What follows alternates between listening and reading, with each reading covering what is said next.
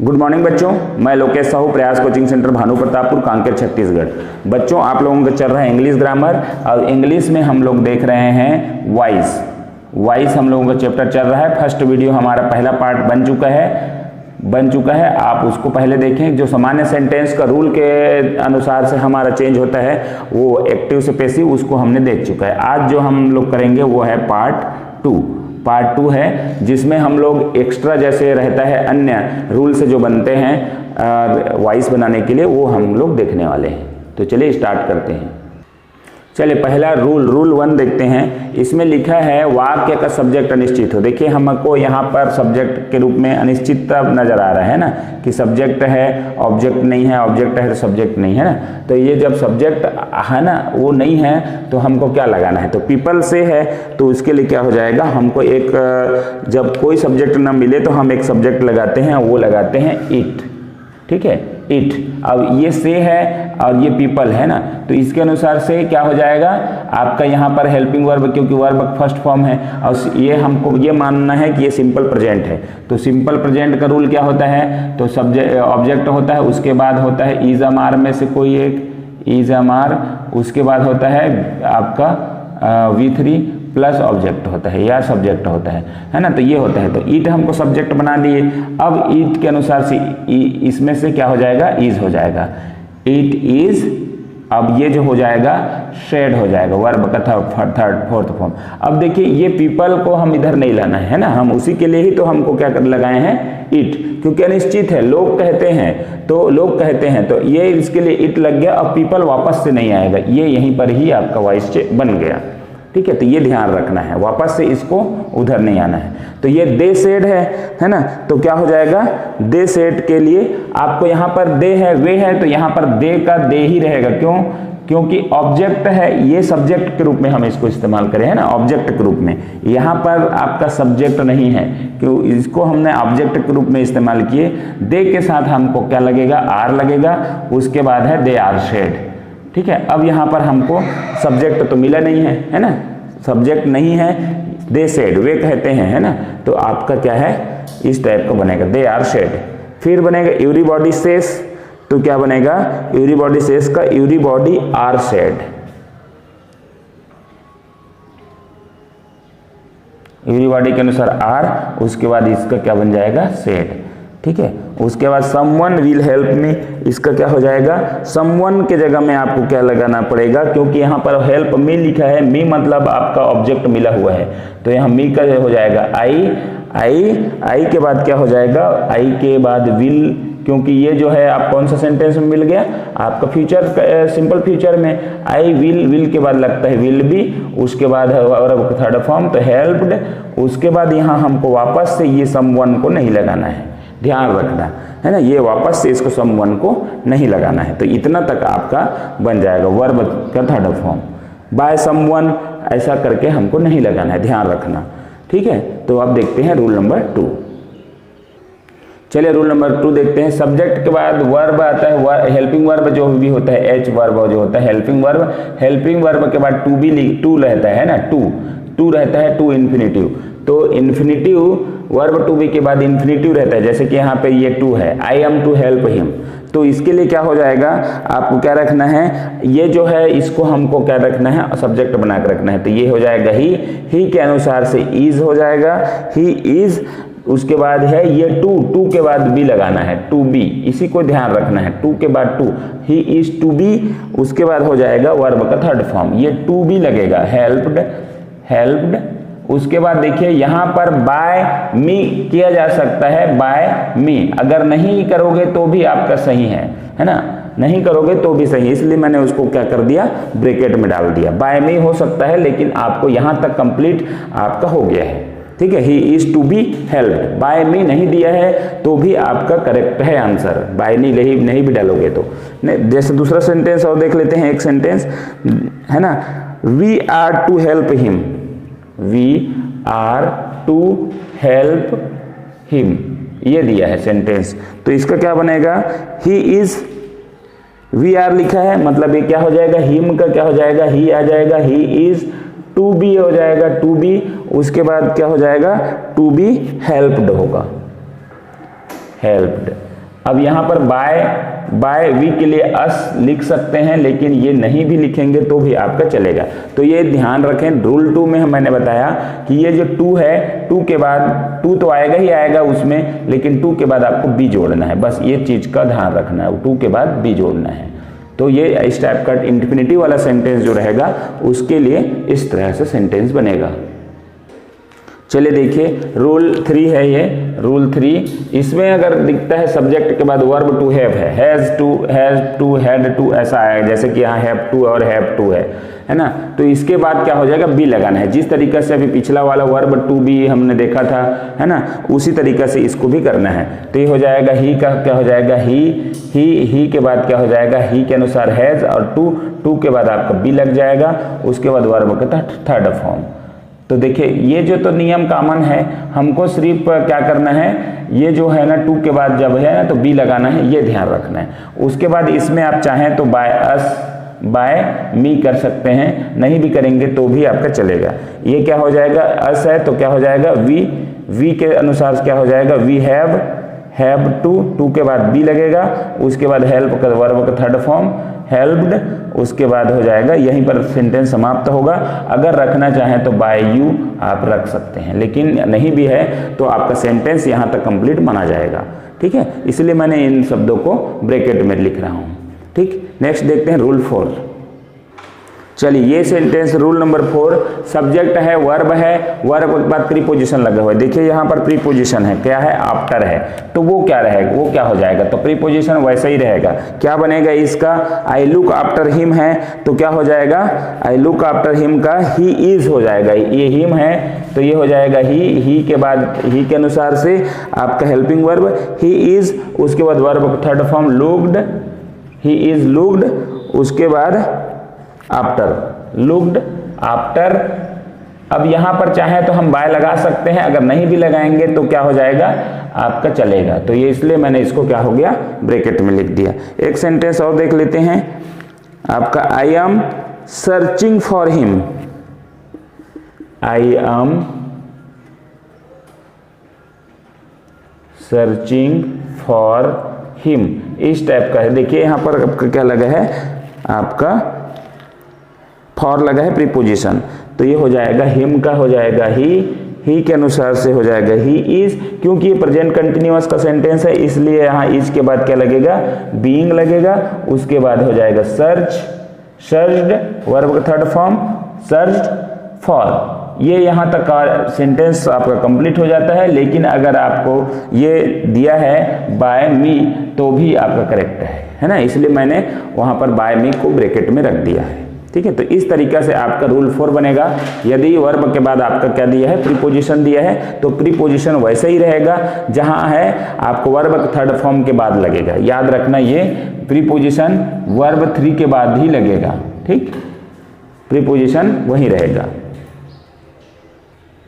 चलिए देखिए rule number 5। Rule number 5 बोलता है यदि वाक्य इंट्रोगेटिव हो, जैसे कि वाक्य डू डज डिड से स्टार्ट हो, वाक्य हैव हैज हैड से स्टार्ट हो, या अदर एक्सिलरी वर्ब है, जैसे कि विल सल है, यहाँ पर विल है, फिर सल है, इस टाइप का अदर एक्सिलरी वर्ब और मिलते हैं, उसके बाद क्या लगेगा। तो देखिए इज है ना, जो भी है आपका इज है, ए एक्सिलरी वर्ब है, इज वाज वेयर, कुछ भी आपको मिलता है इनके अलावा, तो ये एक्सिलरी वर्ब के बाद क्या है, बी लगाएगा, बी है ना। इसको सेंटेंस देखेंगे तो जैसे कि आपका डू डस में है, जैसे कि डिड ही अब्यूज यू, तो आपको क्या करना है, आपको ये ऑब्जेक्ट को ध्यान में रखते हुए ऑब्जेक्ट के अनुसार से आपको इनमें से इज अमार वाज वेयर में से किसी को लगाना है। ठीक है, तो ये देखो वी यू है तो यू है, और आपको हमको बनाना किस में है, हमने बनाना है नेक्स्ट स्टेप में, है ना। तो हमारा क्या हो जाएगा, यू के पहले आपका वेयर आएगा, है ना, were abused by him, were you abused by him, इस टाइप का आपका सेंटेंस बनेगा। क्या बनेगा, were you abused by him. ठीक, दूसरा सेंटेंस देख लेते हैं। दूसरा सेंटेंस है जैसे will he right a book, will he right a book है, तो इस टाइप का आपका सेंटेंस है। तो ये क्या बनेगा, आपका बनेगा ए बुक, आपका यहाँ क्या है, ए बुक, यहाँ आपका ऑब्जेक्ट है। तो ये ए बुक आप रख सकते हैं पहले। ए बुक के अनुसार से आपको देखना है, क्योंकि आपका दिया है विल से शुरुआत हुआ है, मतलब ये वाला सेंटेंस है, अदर एक्सिलरी वर्ब है, तो आपका विल तो यहाँ आएगा ही आएगा, है ना। विल अ बुक, उसके बाद बी लगेगा, ये बोल रहा है, तो ये आपको ध्यान रखना है। विल अ बुक बी के बाद हो जाएगा written by him,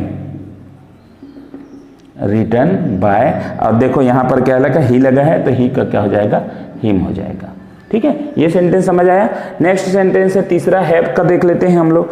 has he written a novel, आपको दिया है has he written a novel, इस टाइप का आपका सेंटेंस दिया है, और क्वेश्चन मार्क सभी में रहेगा ना, आप ध्यान रखना, क्वेश्चन मार्क आपका बिना आपका इंट्रोगेटिव नहीं बन सकता। तो has he written a novel, तो आपको देखना है ये नॉवेल है ना, ये नॉवेल तो क्या हो जाएगा आपका, छोटा लिखते हैं, ए नॉवेल ऑब्जेक्ट है, और इसके अनुसार से क्या बोलता है, हैज या हैव या किस कोई भी हो, तो ए नॉवेल के अनुसार से आपका क्या आ जाएगा, हैज आएगा, हैज ए नॉवेल, उसके बाद आपका बनेगा बीन, तो बीन किसके बाद बनेगा, ये इस ऑब्जेक्ट के बाद बीन, उसके बाद वर्ब का थर्ड फॉर्म, तो written WRITTEN, written by him, तो इस टाइप का आपका सेंटेंस बनेगा। ध्यान रखना आपको है कि क्या हेल्पिंग वर्ब का सेंटेंस रहता है, उसके बाद क्या जोड़ना है।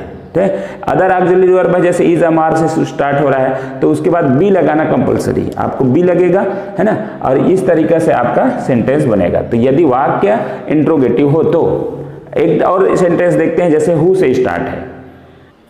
चलिए नेक्स्ट देखते हैं, इंट्रोगेटिव में अगर हमारा सेंटेंस जो है हु से है ना, हु दिया है, तो आपका सेंटेंस क्या बनेगा, by whom, verb to be, मतलब आपके बाय हुम के बाद ये ऑब्जेक्ट जो रहेगा, ये जैसे ऑब्जेक्ट है उसके अनुसार से आपको इसमें से वाज वेयर में इज अमार में से लगाना है ना, क्योंकि ये सेकंड पर्सन है इसलिए सेकंड में आएगा, फर्स्ट में दे तो ये रहता है ना। तो ध्यान रखना, ये तो सामान्य सी बातें हो गई है अब कि आपका ऑब्जेक्ट के अनुसार से क्या हेल्पिंग वर्ब लगेगा, क्योंकि आपको देखना है गेव है, सेकंड पर्सन है, V2 का है तो वाज वेयर लगेगा, इतना तय है ना। तो आपको ध्यान रखना है इस चीज का। तो ये हो जाएगा बाय हुम के बाद वर्ब टू, तो ये हम इसको सेंटेंस को करें, सबसे पहले तो बाय हुम रखना ही पड़ेगा, बाय WHOM हुम, उसके बाद दिस क्या लगेगा, बाय हुम के बाद इसी में से हेल्पिंग वर्ब कुछ भी लगेगा, तो ये बाय हुम, तो दिस बुक के अनुसार क्या लगेगा, वाज, बाय हुम वाज, ठीक है, बाय हुम वाज, उसके बाद आपका ऑब्जेक्ट को लिखना है, तो ये ऑब्जेक्ट है तो दिस बुक, उसके बाद क्या रखना है, वर्ब का थर्ड फॉर्म, तो ये हो जाएगा गिवन, और सेंटेंस को जमाने के लिए गिवन टू यू ऐसा लिख सकते हैं, टू यू, गिवन यू या टू यू, ठीक है, तो ये आपका सेंटेंस बन जाएगा, प्रीपोजिशन डाल सकते हैं, ठीक है। हु इज कमिंग स्कूल, क्या लिखा है, हु इज कमिंग स्कूल, तो ये हो जाएगा आपका बाय हुम रखना ही है, बाय हुम आपको रखना है, उसके बाद क्या रखना है, इसके अनुसार, स्कूल के अनुसार, क्योंकि इज लिया है तो स्कूल के अनुसार क्या हो जाएगा आपका बाय हुम इज, है ना, कि स्कूल के अनुसार भी वही लगेगा इज। अब क्योंकि ये प्रेजेंट कंटिन्यूअस है तो इज के साथ क्या लगता है, हमेशा बीइंग लगता है, बाय हुम इज बीइंग, उसके बाद क्या लगेगा, ऑब्जेक्ट लगेगा, ऑब्जेक्ट कौन सा है इसमें आपका, बाय हुम स्कूल, ठीक है, ऑब्जेक्ट क्या है, स्कूल, और उसके बाद वर्ब का थर्ड फॉर्म, तो ये हो जाएगा कम। अब देखिए यहाँ पर कुछ तो बचा ही नहीं है ना, ऑब्जेक्ट दिया रहता तो ऑब्जेक्ट सब्जेक्ट दिया रहता तो ऑब्जेक्ट बन के चला जाता, अब इसमें है ही नहीं तो आपका काम यहीं पर खत्म हो जाता है, ठीक है। Who has done this work, next sentence है who has done this work, तो आपका क्या हो जाएगा, बाय हुम, उसके बाद है दिस वर्क के अनुसार हैज या हैव में से तो हैज ही लगेगा, हैज, उसके बाद हैज के बाद क्या लगता है हमारा, हैज के बाद लगता है हैज के बाद बिन लगता है, लेकिन हम पहले क्या रखेंगे आपका दिस वर्क, ऑब्जेक्ट रखेंगे दिस वर्क, उसके बाद हमने, क्योंकि ना हैज के बाद बिन डायरेक्ट डाल नहीं सकते है ना, तो ये बिन लगेगा, उसके बाद वर्ब थर्ड फॉर्म डन, उसके बाद क्या है यहाँ पर कोई चीज और नहीं दिया है ना, आपका सेंटेंस यहीं पर कंप्लीट होता है। तो ये ध्यान रखना, हु से जो सेंटेंस होता है ऐसा एक सेंटेंस आपका आता ही है ना। ध्यान रखना ये सेंटेंस किसका है, उसके बाद बाय हुम रखना है, और जो होता था सामान्य सेंटेंस में वही हो रहा है ना। जैसे कि इज कमिंग है तो ये प्रेजेंट कंटिन्यूअस का रूल, तो प्रेजेंट कंटिन्यूअस के लिए बीइंग लगता है। यहाँ पर आपका हैज है, हैज डन है तो परफेक्ट का है, तो परफेक्ट के बाद बीन लगता है ना। तो सारा वही चीज हो रहा है, बस बाय हुम को आप ध्यान रखना है, बाय हुम पहले रखना है। चलिए, आपका जो है आपका वाक्य इंपरेटिव हो, इंपरेटिव भी 3 प्रकार का होता है, एक ऑर्डर वाला होता है, अब एक रिक्वेस्ट वाला होता है, और एक होता है आपका एडवाइस वाला, है ना। तो ये इस तरीका से होता है। तो ऑर्डर पहले देखते हैं। Order, bring a glass of water, ये ऑर्डर दिया जा रहा है, तो इसके लिए क्या सेंटेंस बनेगा, लेट लगेगा, है ना। लेट, उसके बाद जो नियम है ये आपका क्या है, ए ग्लास ऑफ वाटर, पूरा एक ही सेंटेंस है, glass of water, be bought, ठीक है, वर्ब का थर्ड फॉर्म, तो कोई दिक्कत नहीं होना चाहिए। Open the door, let the door be opened, इस टाइप का बनेगा। अब नेक्स्ट देखते हैं रिक्वेस्ट वाली। चलिए देखते हैं, नेक्स्ट है उसी इंपरेटिव हो, और इस बार क्या है, रिक्वेस्ट वाले हो। यू आर रिक्वेस्टेड, जैसे प्लीज लगा रहता है, रिक्वेस्ट करते हैं ना तो प्लीज लगा रहता है। अब इसका सेंटेंस बनता है यू आर रिक्वेस्टेड टू, क्या लगाएंगे हम इसको, पहले सबसे पहले चीज तो आप इसको, रिक्वेस्ट है, प्लीज लगा है तो आप लगा लीजिए यू आर रिक्वेस्टेड टू, ये लग ही जाएगा। उसके बाद क्या बोला है, वर्ब का फर्स्ट फॉर्म, ठीक है, to bring a glass of water, ठीक है, रिक्वेस्टेड टू ब्रिंग, मतलब वर्ब का third form, bring a glass of water. देखिए यहाँ पर कोई चेंज नहीं होगा, क्योंकि हमने ये जो चेंज करना था, हेल्पिंग वर्ब लगाना था, वर्ब थर्ड फॉर्म लगाना था, ये लगा चुके हैं, है ना। प्लीज कम हियर, इसमें क्या लिखा है, प्लीज कम हियर, तो क्या लिखेंगे, you are requested to come here, you are requested to come here. तो इस टाइप का आपका सेंटेंस बनेगा, क्योंकि हमने ये सारा चीज कर लिया। प्लीज वाले शब्द को देख के ये बनाना है। एक और है जो आपका क्या है, रहता है आदेश रहता है ना। आदेश मतलब एडवाइस रहता है, एडवाइस। चलिए लास्ट देखते हैं एडवाइस वाली। एडवाइस अगर है तो आपको क्या है, जैसे कि एडवाइस में आज्ञा रहता है, सलाह रहता है, ओबे योर टीचर, आपको सलाह मानना चाहिए, ऐसा कुछ है, ओबे योर टीचर, आपकी टीचर का सम्मान करना चाहिए, आपके टीचर का आज्ञा का पालन करना चाहिए। तो क्या हो जाएगा, your teacher should be obeyed, ये आपका सेंटेंस रहेगा। या तो फिर लेट से भी बनेगा, लेट यूर टीचर, उसके बाद है बी ओबेड, इस टाइप का भी सेंटेंस बनेगा। दोनों बनेगा, या करके लिख लें इसको। Love your country should be loved होगा, या फिर let the country be loved होगा, है ना। तो इस तरीका से आपका सेंटेंस अगर इंपरेटिव हो तो आपको किस तरीके से बनता है ये सेंटेंस। और मेरे ख्याल से अब जो है सारा चीज हो गया है, एक चीज और बचा है जो है लेट का, वो भी देख लेते हैं थोड़ा सा।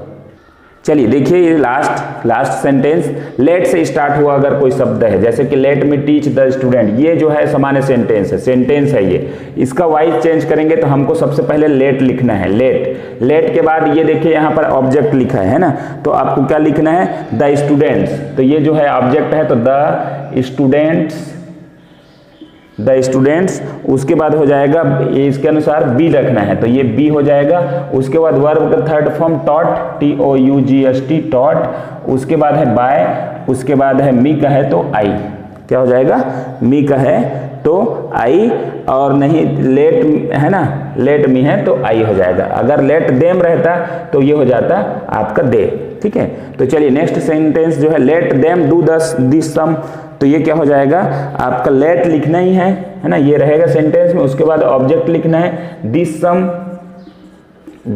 सम, उसके बाद है आपका बी है, ये सेंटेंस आपको बी बना, बी, उसके बाद है बी के बाद वर्ब का थर्ड फॉर्म, तो डू का डन हो जाएगा, डन, उसके बाद हो जाएगा बाय, उसके बाद है आपका देम, ठीक है, बाय देम, क्योंकि ऑब्जेक्ट बाय के बाद ऑब्जेक्ट ही रख रहे हैं ना, तो देम लिखा है तो देम को ही हमको उठा के लाना है, ठीक है। और यहाँ भी हमने गलती कर रखा है, ये जो है ना, ये मी है, ऑब्जेक्ट को ही लाना है, ये याद रखना ऑब्जेक्ट को, ठीक है। तो यहाँ पर आपका मी ही होगा और यहाँ पर आपका देम। तो इस तरीके से आपका सेंटेंस अगर लेट से स्टार्ट हो रहा है तो कैसे बनता है, ये आप इसको स्ट्रक्चर को ध्यान रखना, ठीक है। तो वीडियो को यहीं पर समाप्त करते हैं। ठीक है, आपका पूरा रूल्स जो है पार्ट 2 में कंप्लीट हो गया। अब पार्ट 2 के बाद जो पार्ट 3 आएगा वो हमारा प्रैक्टिस सेट होगा। तो ठीक है, वीडियो को अंत तक देखने के लिए धन्यवाद। अच्छा लगे लाइक शेयर कमेंट और सब्सक्राइब जरूर करें।